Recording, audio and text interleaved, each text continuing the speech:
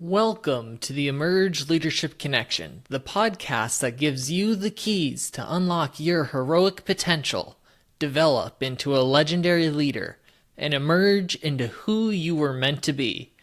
On today's episode, we have a conversation with Jeff Jones and discuss the challenges and traumas that can be put upon people with addictions caused by their family, the challenges with the confrontational approach to facing someone fighting addiction, what does addiction really mean, and a new model to combat addiction. I'm your host, Cody Dakota, founder of the Leadership Guide and finalist for the Extraordinarian Award for coaches with ideas that can change people, businesses, and the world for the better, for my ideas on leadership. Stay tuned to the end of the episode to discover how to join the League of Legendary Leaders, an association of leaders with the goal to raise $100,000 monthly to support nonprofit causes which are currently looking to impact the world and make it better for future generations. Now, on to the show. All right. How you doing today, Jeff? Oh my gosh. Well, I'm a little bit scrambled because I just got in from a wonderful walk, but all in all, I am doing really well. I feel incredibly blessed in my life to be able to walk out my door and, just in a lot of beauty. So, yeah. Definitely. You're in Colorado, right? Yeah. And I live in this co-housing community. We have about 40 acres, and I can just go outside and walk along the ditch. And we have open space on three sides. That is absolutely amazing. I was born and raised in Colorado, so the beauty that is in Colorado is absolutely phenomenal. It's one of the things I miss being away from Colorado. Yeah, I'm sure. And 40 acres, that is gigantic. I know. Yeah, we have 42 houses. So on about 40 acres, we have a farm and a community building and a wood shop and et cetera, et cetera. Yeah, so I am very blessed in my life to have the environment, the container that I do. That's awesome. And then just before we started recording, you told me that someone in your family had some pretty awesome news. Yeah, so my sister's youngest daughter just had a baby today. It's like, so yeah, I got this text from my sister with a photograph of her, and it's just cute, this very inquisitive eyes, and so, yeah, I'm jazzed. That's awesome. Babies they're such a blessing. They're so, I personally find them to be a blessing and so adorable, and just it's amazing. Yeah. Awesome. So we met at the New Media Summit, and you are working on what I think is some really amazing stuff. And that's why we're having this conversation right now. So I'll leave it to you. Tell me and everyone listening what it is you're working on.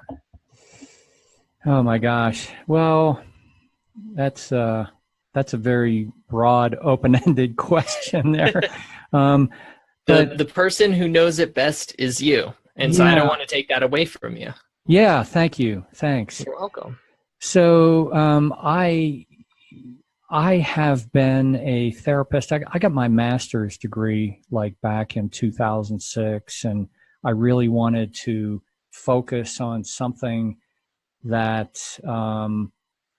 I saw there was a need that I was passionate about, that really meant something to me. And as a therapist, like you can be a generalist, and there's a lot of things out there where there's a need, but I looked at my own family and, families with an addiction. So I have a story like that I've always been curious about. And So I learned more about families, I learned more about addiction, and I learned more about trauma.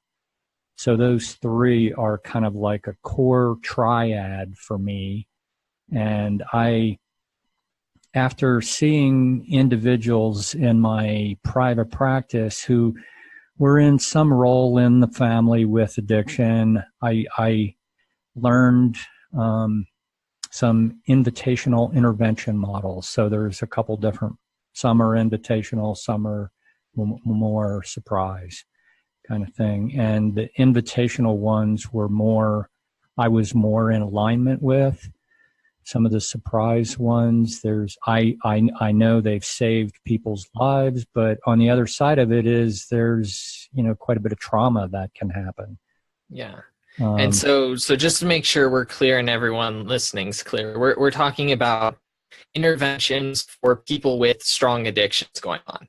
So sometimes it's an invitation to come into those meetings, and sometimes it's a surprise. That's like Correct. The ones you see on TV where Right. everyone's already sitting in a circle and they walk into the room thinking it's going to be something else. And then all of a sudden everyone's telling them about what the problems that are happening that are based around that addiction. That's kind of more the surprise model, right? Yeah. And there's, letters are written, and the old style is, the interventionist would encourage people to write letters that essentially use the relationship as leverage to get that person to go into treatment. And it was a one-shot deal. So if it didn't work, the encouragement was to stay true to everything you put in that letter, that wedge, essentially some message like, if you don't go to treatment, you're never welcome in my house again. You will never see your nieces again because I do not want my children seeing you, period. So here's the deal, that or go to treatment. I mean, that kind of letter. Yeah, it's kind of a do it or else, and that's it's especially with someone who's facing an addiction. And you obviously have a lot more experience in this area than me, but I feel like that is a very harsh place to put someone because the way addictions work, it's very under the rug kind of thing. It happens under. It's almost like a back process in your brain when you're facing an addiction, and to put it on such a black or white situation seems very harsh and would to me seem very difficult for the person that has to face that, because from the people I've known with addictions and addictions in my own life, sometimes it's hard to say like this is going to end, simply because it so vehemently is in the back of your mind, even if you don't want it to be there. Like sometimes it is a presence you're literally trying to push away, and it keeps coming back unexpectedly. So it seems harsh to do it that way. Yeah. Well, the old style is confrontation, Yeah.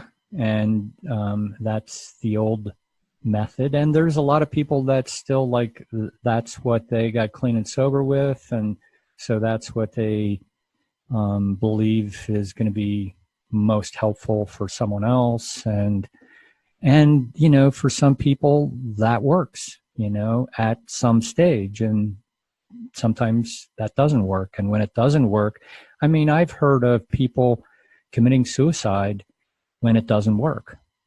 Yeah, I could imagine just like if it's a complete cutoff, right? Human beings in general, we're very social creatures. Right. And when you have relationships with your family that are very close and important to you, and all of a sudden those are completely cut off, right, especially if it's something you feel like you don't really have power over, I could imagine just the deep depression you're going to go into. And when you go into those stages of deep depression, it's hard to think of what could be good someday. Yeah. Yeah. Well, I mean, the brain's impaired, and it's like the thinking is distorted.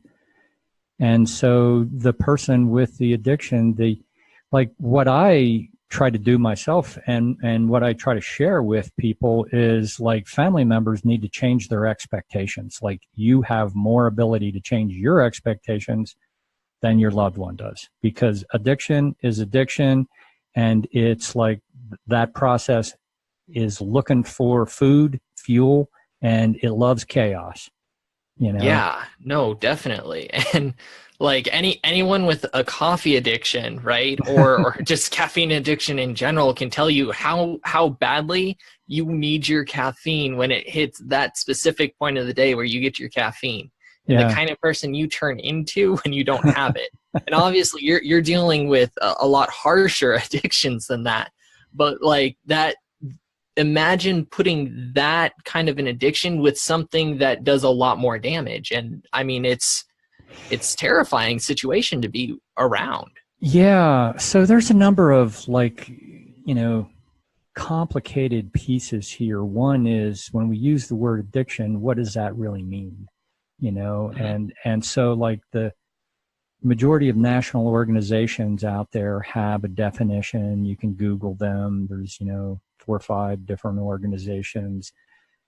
The majority of them in there, the language is, this is a chronic relapsing brain disease kind of thing. So the focus is on an individual or one individual's brain, and like fix the brain and then the problem should go away kind of thing. And there's more to it than that. And we all know that. And so I have started using language, addiction disruption. Okay. And to me, what that means is it acknowledges, yes, there's an individual at the epicenter of the disruption, but there's also impact all around, and let's acknowledge that impact too, because if we just, fix the individual at the center, and, the hope is that everything else will be fine and good to go. So the 3 main stakeholders of addiction are individuals, families, and communities. And that's kind of the trajectory of impact. Obviously, the individual has the most impact, then the family, then the community. And our healing methods are very similar. Start with the individual, and ideally, when they get clean and sober, when they get fixed, when they get in recovery, whatever the right language is there, then the family will be better, will be healed, the community will be healed. And it's like, that's a nice thought, that's idealistic. And so what I've done is flip the trajectory around to complement the individual focus, but also include like community on the front end, a online community for families, that when families come in there, they learn new skills, they learn to look through a new lens, they learn to see their situation differently, and they can start to implement some of the skills into their own family. So the community has an impact on the structure of the family. And when that starts to happen, then the individual will feel that. So it's kind of a both and approach, Definitely. I personally, I love that idea, because like we were saying earlier, people are very much attached to communities. Like, we're very social creatures, and so being parts of communities is just a part of what we seek. And having a community there that not only wants to actually help you, right, which is important on its own, but becomes equipped with the right tools to help you, right? In something that sometimes feels like it's completely out of your control, right? Because there are people who face addictions who feel like, I have no control over this. And getting that outside help from the people that matter most to them, I see that being extremely powerful. Yeah. Well, so that's what I'm trying to do is to focus on, the people around the epicenter. and to collaborate with people who are focused on, their services are mainly for the individual. So there's change with the individual and there's change with the structure of the family. And that's optimal. And that's like the research. And we know that. And, the history of family therapy kind of states that when recovery is a family process, the healing is going to spread further, last longer, have a bigger impact, kind of thing. So that's, and it's also pretty obvious and straightforward. Some of the biggest obstacles here that I see are, in our history, when I say our, I mean the history of our culture and the history of addiction. There's a lot of, mixed messages. There's a lot of black and white thinking. There's a lot of harshness. There's a lot of labeling of people. And so there's a lot of stigma. And I mean, it wasn't that long ago that families were actually blamed as part of the problem or the problem. So, families aren't making this up. That, like, I always kind of frame it from a standpoint of, one of the biggest problems that I see is that families don't reach out early enough, and they try to do things themselves, and they don't reach out until it's like really dangerous or threatening, or they're just so close to just cutting them. Like, we'll do this last thing and then we'll cut them off, kind of thing. Yeah. And I have really tried to create a space, this online space, that where people can come in there confidentially, to where they can work through some of the stigma and shame stuff. So this is not a Facebook group. This, like, they get a username and password, and they can sign up with an alias, and that, like, I have 2 community chats a week on top of all kinds of other things. But when they come into a community chat, their name comes up, and they can use a name like Minnie Mouse or something like that. And actually, they can communicate with one another. And there's all kinds of incremental steps to build trust with people. So one is, like I said, they can use an alias like Minnie Mouse. Another is they can just listen to, like, so the Wednesday night chat is recorded. So they can just listen to the recording, would be the first level. The next is they can come into the chat. The next, they can come in and type in a question. The next, they can turn on their microphone and ask a question. The next is they can turn on their webcam and be seen and have a conversation. So there's a lot of, like, self-driven, self-selecting incremental processes for people to take themselves, Yeah. So they're learning trust building, they're learning boundaries, they're learning communication skills, and sometimes conflict resolution skills, just by being a member of the community. And all of those skills are things that they can implement into their own family. Definitely. And what I love about it, right, is, and this is a big concept in leadership, right? You are at one level, right? And whoever's joining the group's at a different level. And instead of trying to get them to come up to your level, you give them the platform to be able to be comfortable. You come to their level, wherever they're comfortable at, so that they have the ability to get up to where you are, which is what you want at the end anyways. Right, exactly. And, the community membership is like, it's $50 a month. So, and, people pay for 3 months at a time. So it's pretty reasonably priced, and it's so for $50, that would be like 8 hours of potentially chat time where they could ask questions, where they could learn some things, like my time. Yeah, no, and that's gigantic. The way I see it is if you're going to see like someone who's a guru, quote unquote, and try and get their time in this area so that you can have a better impact in your home, that's going to be $1,000, right?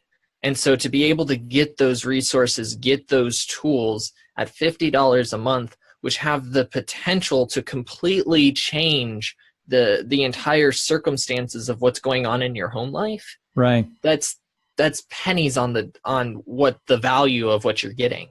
Yeah. And so once they have a username and password, and once they go into the community, like the community has 30 some videos in there, 30 some MP3s and a bunch of, PDFs and a blog section with link to family specific information. But once they go in there and look at things, they can share the username and password with other people in their family and say, hey, go log in with this username and password and do this and see this video. And then once you see that video, I want to talk with you about that Thanksgiving dinner that we had with our family. And it's like, oh my God, this video like put a whole new spin on what was happening there. So yeah, it's like planting seeds to get more and more of the family members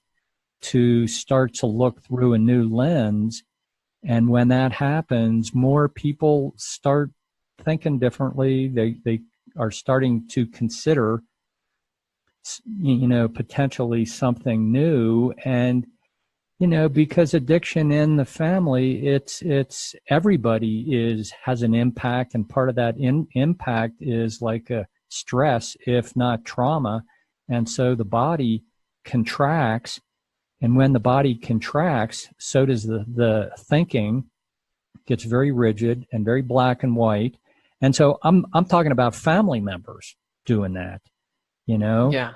So change is a process. It isn't like I'm going to go to a weekend workshop and make tons of change. And like I go to a lot of weekend workshops, and like there's a lot of good family programs out there, treatment centers. There are some treatment centers who have some really good family programs. I really want to say that because I know that's true. But even if that family program is like, 4 days or a week or something like that, then they need to take that information home and start to practice it. And I know for myself, when I go to a workshop and I come home and I have all kinds of, inspiration and excitement to make change, and then a month later, it's like, what have I really been able to implement? Exactly. Yeah, that's a huge challenge, not only in the world of addiction, but in the world of just personal development, any sort of development, really. Is people expect that change is going to happen overnight, right? If you're in the development world, you expect, I go to a weekend workshop, I'm going to be a master communicator by the end of it, right? I expect that I'm going to be able to code like the best people at Google can in a weekend workshop. I expect that I'm going to be able to solve this addiction problem within my family.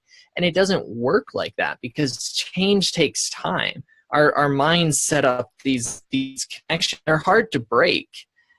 If you look at one of my favorite books is The One Thing, which tackles how do you create new habits, right? And according to the research they did, it takes an average of 66 days, I believe is what they say, to form a new habit. And, some take a little longer, some take a little less. And an addiction is something that's really hard to break. So we're talking, like, if you're lucky, 90 days of continuous effort towards changing it. And that's assuming you're doing it every single day. If you're not doing it every single day, I mean, this could be a 6-month process plus easily. Well, one of the biggest kind of faulty thinking or thinking errors that I see families making is they just assume like, well, I can send Johnny to this treatment center for 60 days or 90 days. And then when he comes back, we can go back to normal, and the reality is that is not the case. They can't go back to normal. They need to create a new normal. So that's largely what I'm trying to do in a very gentle and also structural kind of way, is to give families a pathway and some clarity and a container for them to see a lot of different things, learn a lot of different things, and understand what's the pathway that they want to follow. So in the community, like that's the purpose of the community as I see it, for them to come in, learn a lot of things. The collective nervous system of the family drop down. When that happens, they have more blood flow to their cortex, the part of the brain where they can make the best decisions, where they can look around, understand the context, and have a better understanding. If I do this, then the implication, the way it unfolds will be like this. And if I do, et cetera, et cetera. But what ends up happening is families make decisions when the majority of blood flow is going to the limbic or the emotional brain, and they're really anxious, and it's a situation where their loved one is about close to death or something, and it's like, well, if you sign this check for this $20,000, we can take that problem off your hands. Or I'm being a little facetious, but that kind of process happens sometimes in the addiction recovery space. Yeah, and it's I mean, if you look at it from a marketing perspective, it's a genius marketing tactic, but it doesn't actually help the people who are the most in need, And I mean, people are willing to pay lots of money to help with what they're, most challenged with, but if it doesn't actually help them, that's where the real problem comes in. And you were talking earlier about how people expect to send someone off somewhere for 60 to 90 days and then they come back and everything's suddenly magical. And that it relates to two different concepts in my mind. One is the concept of you never go through the same river twice, right? Because every time you go through the river, one, the river has changed, and two, you're a different person. Right. And so you send the person there and they come back, but they're a completely new person. They like you said, they haven't developed a new them. And so they're still working on the process of that.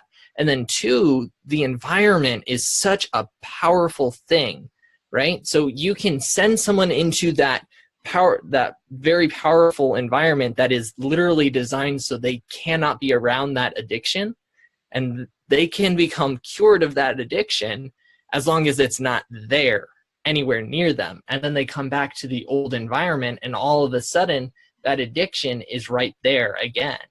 And it's downfall right there. Yep. And families need to realize that, which is where the power of this community comes in, is you can have these resources that show you, hey, they just came out of this environment where they have literally no access to it. You have to figure out with them, how do you make sure that enticement doesn't come back into their life? Yep. Exactly. So when I spoke with you before, I think I mentioned this. What I've tried to do is to create a visual diagram that explains for families the invisible pattern that naturally happens through no fault of any family member. People go into survival roles. And so, what I call the spotlight diagram, is it okay if I just talk about it for a few minutes? Yeah, definitely. Please, okay. please talk about it, because if it's going to help people, Yeah, that is what we need to do. sure. Like my personal view of the world is we each are leaders in our own hemispheres, right? And we have a responsibility to help people with what we have the power to influence with. And this is your area of influence. And there are people right now who need to hear this message. There are Yeah. people who themselves are facing addictions and have families that aren't as powerful as they could be. There are people who know family members who are going through addictions that need to Right. hear this. There are people who may be a boss. You may be a corporate boss and you have someone in your corporation, right, on your team who's Right. going through an addiction. Right. And you can help them through this. So people need to know this information. Sure. Yeah. Well, thanks. So Yeah. what I've done is, and I've learned, I'm standing on the shoulders of a lot of, my mentors in the addiction world. So I just want to say that. And what I'm going to describe is kind of a combination of three of them. I love a person who is humble about who they are and where they come from. Thank you for doing that. Yeah. So, when I talk to families, what I ask them to do is to get a piece of paper and a pen, and in the middle of the paper to draw a circle, maybe the size of their fist. And then from that circle, draw lines at like 1 o'clock, 3 o'clock, and 5 o'clock. And at the end of those lines, put smaller circles like the size of a dime or something. And then over at about 7 o'clock, put a circle about the size of a quarter snuggled up to that big circle in the middle. And then over at about 10 o'clock, maybe 2 inches out, put a circle that's about, the size of a dime or quarter or nickel. It doesn't matter, but just out there with no line.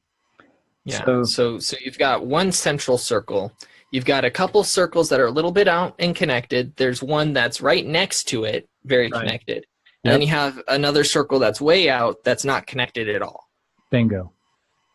Awesome. So what's going on with that whole process there? Yeah. So the circle in the center is what I call the spotlight diagram, and that's the focus. Like the family will focus on whatever the biggest problem is, and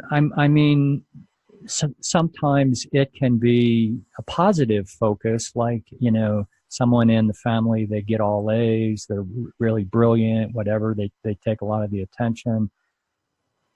But, people don't call me when it's a positive focus. So yeah. but I wanted to acknowledge that that's there too. Yeah. So this diagram isn't designed just for addictions, but you use it within the context of addiction to show the point.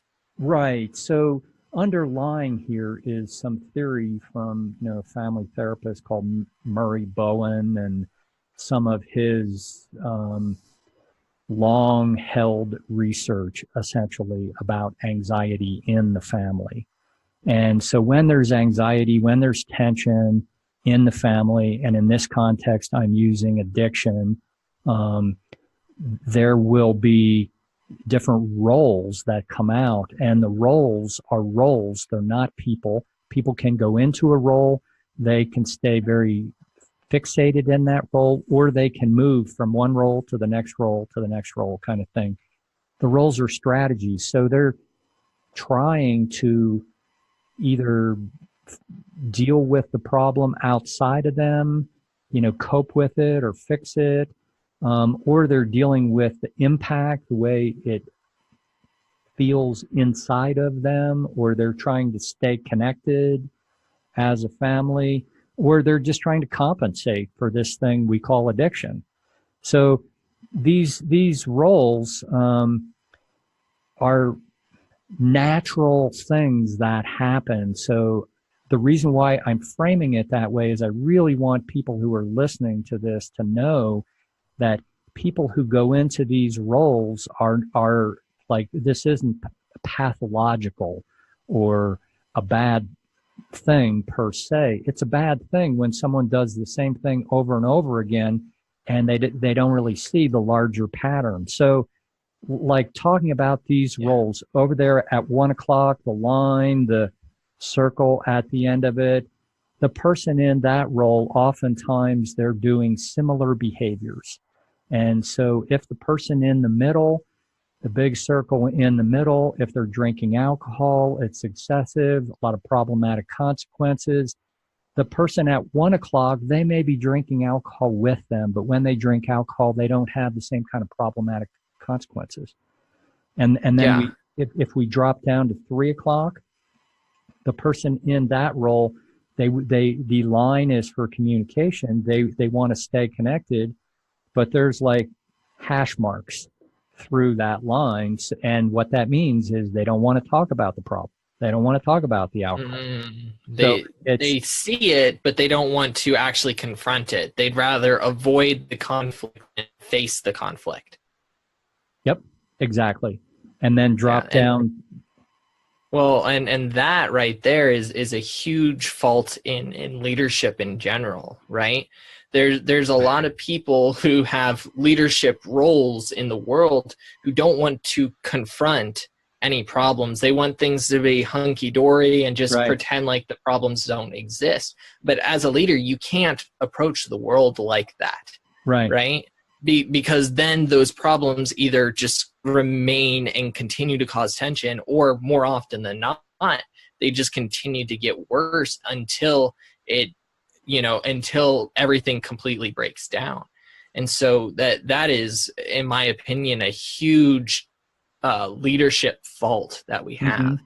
And within the context of addiction, that may not be leader like a boss per se, but like that could be the leader of a parent or a very close sibling, right? Because we have leadership positions within our families. And absolutely, that right there is a leadership failure within your family. If you recognize that there's a problem and you don't want to confront it, it's a leadership failure. Yeah. Well, so this like spotlight diagram thing that I'm explaining, I grew up in a family just like this. And my mom was... Most of us did. Yeah. And so like this avoiding role here, I know this one, and I'm not talking about just academically or intellectually or something like that. You lived that one. Oh my gosh. Yeah. And so like the avoiding thing, I'm an expert with avoiding. Like that's my history, quite frankly. But then, dropping down to like 5 o'clock, that line that's coming out there, if we were to draw an arrow at the end of the line, an arrow towards the big circle, the person in that role is 180 degrees from that role at 3 o'clock that is avoiding. And so they want to talk about the problem. And the way they do it is very sharp, is very direct, is very confrontational, potentially shaming, blaming, the volume of voices go up, heart rates go up. It goes back and forth. It ends in argument. And that's a huge one, especially because there are people who are just strong-headed. There's a book I'm reading. It's called Verbal Judo, and there are people who just approach the world like that, right? They're hard cases, and that can create more problems for them than solutions. The author of the book, he's talking about how he was a cop, right? And one of his first nights on the job alone, right? He approached the vehicle and was telling people, you need to do this. And the people were like, no, right? What are you going to do? And so he ended up arresting them, thinking he was going to be, heralded as a great cop. And his boss told him the next day, no, you're doing this wrong, right? Yeah. Oh, And wow. he, yeah, What a great learning that's, opportunity. well, exactly, right? Because so many times you think, just if I just attack it, everything's good now.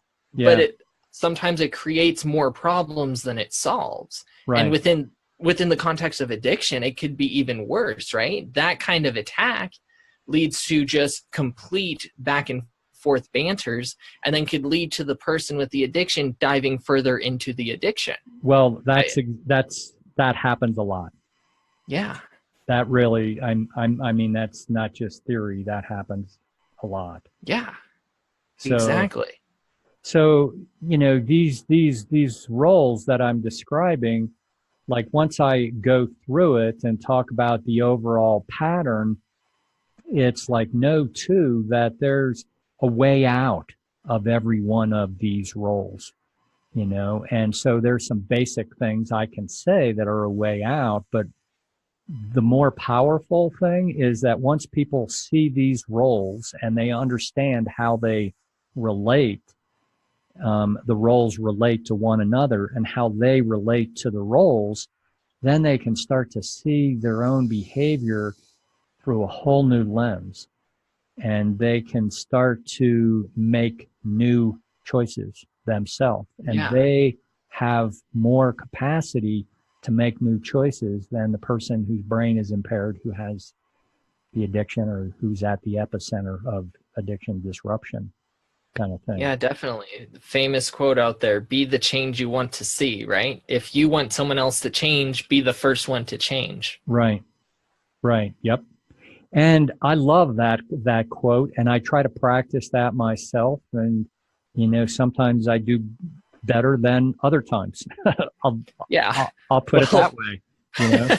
we're still human, right? There's no such thing as perfection, unfortunately. As wonderful as it would be to be perfect and be like, I'm going to change and it's done now. Like, I'm perfect. Right. As nice as that would be, it doesn't happen like that. Absolutely. Absolutely.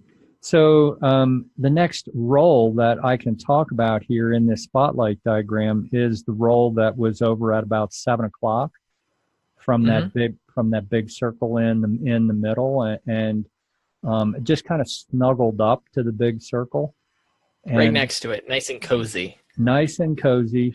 And the person in that role, like, they have a majority focus on that person in the center, in the spotlight, and they're doing everything they can to fix the problem, help the person, and so that is their strategy to fix the problem, is that they just are out there being very proactive, doing. And a lot of times they're doing stuff that the person in the center could do themselves. So it doesn't allow them to be responsible, for one thing. And the other is some of their doing sometimes doesn't allow the person in the center to feel the weight or consequences of their own behavior. So that strategy, and so, like, from a labeling standpoint, if you notice, I've been talking about these roles largely without a label. I've been talking about them behaviorally, but that role, we all know what that role is labeled as. That is the person who is enabling, The and enabler. Caretaker, enabler, whatever. And there's a lot of, there's a lot of good information out there about enabling, but anyhow, the person in that role is central to the whole dynamic. And actually, the triangle of the person at 5 o'clock, 7 o'clock, and in the middle, like, if you draw a triangle there, that is the people. That is where the majority of action is, and things change really, really quickly. And so, I may think I'm in one role, and I'm interacting with someone else, but they see me in a totally opposite role. And so the example is, for instance, the Boy Scout and the elderly woman at a stoplight, and then it turns green, and the Boy Scout looks over at the elderly woman and puts his arm around her and his hand under her arm with the cane to help her across the street. And the elderly woman kind of looks over, she's startled and she's surprised, and she gets the cane and she starts hitting him. So, real quick funny story. My great grandmother she was an amazing woman, just the toughest lady that I have ever known, right? She was like in her late 80s. She was supposed to be walking with a cane. She refused a cane because she wasn't going to deal with that. She's too strong for that. She's supposed to like have a very laid back, relaxed life. She refused to do that. She would go out and do it was called duck bowling, where you have a smaller bowling ball, because she couldn't really hold the big ones, but that wasn't going to stop her from being active, right? She would still go bowling. That was just the kind of person she was. And I remember she had a story, or I heard the story. She was walking one of the days with one of my great uncles, one of her sons, right? They were out walking and they're crossing the street and she falls over, right? And so my great uncle, he's trying to be the nice one and help her up, right? Because he's trying to be a genuinely nice guy, right? And a good son, right? Which is what most of us think that would be. And she refused to be helped up, right? She would not let him help her up. And what was even more funny, right, is she's still on the ground having a hard time getting up, right? But she won't let him help. And there are people looking around who are looking at him like he's a terrible person because he's not helping her up. Yeah. Right? Yeah. So, I mean, your story, I think, fits with the same little story I was telling. And, one of the pieces that's underneath here in this triangle, which is called like the Cartman triangle or drama triangle, or the empowerment dynamic, is kind of a way out of that triangle. But generally, people in roles are imagining the thoughts and feelings of people in other roles, and they're assuming that what they're imagining is accurate, and they're taking action based on their assumption. Yeah. And so that is a problem. And it's a huge problem. It's a huge problem. Like the Boy Scout didn't ask the elderly woman, wow, it looks like you could use some help. Can I help you? I would really like to help you. And then she would be able to say, no, I don't need the help. But so really checking communication is really important here. But in families with addiction, things happen really, really quickly. And and emotions are running high. Oh my gosh. Emotions are running way high and nervous systems are activated. And just that taking a breath and really checking in and asking, like, can I help you across the street? Or like, when your eyes went down, were you angry with me? Some kind of basic question to kind of break the spell of this, like, really quick boom, boom, boom kind of imagining someone else's role. Because those roles are like the big circle in the middle is kind of, from a labeling standpoint, is the victim. Yeah.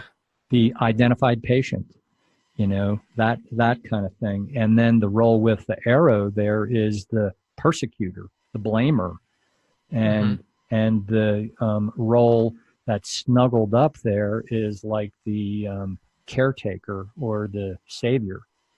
And so it's like I can feel like I'm in the savior role, but I can be interpreted from someone else as if I'm in the persecutor role, like Yeah. like the Boy Scout. Exactly. And that's what happened with my great grandmother is she fell and she felt that her son trying to help her up was saying that she was weak when Right. he was simply just trying to be a good son and help her get back Right. up because she fell over, Yeah. right? And so the perception becomes reality whether we like it or not. That is the end of part 1 of this series. Tomorrow will air the second part of this episode. Thanks for listening to this episode. Please make sure to go onto your favorite podcast player of choice and there rate the podcast, then subscribe so you don't miss any episodes. And then, if you truly want to be a leader, share this episode with someone that you know will be impacted, because the best leaders fuel not only themselves, but others as well to their heroic potential. If you want to unlock your heroic potential faster, then you will want to join the League of Legendary Leaders, an association of leaders who are dedicated to unlocking their heroic potential, unlocking the heroic potential of others, and where legendary leaders are born. We also have a goal to raise $100,000 monthly to support nonprofits that are actively undertaking causes to impact the future in areas including neurodiversity, character strengths, positive psychological research, homelessness, and more. Seize the call now. Go to www.theleadership.guide and click Get Free Guidance Now to propel you on your journey to legendary leadership. I'm your host, Cody Dakota, and I'm honored to have spent this time with you today.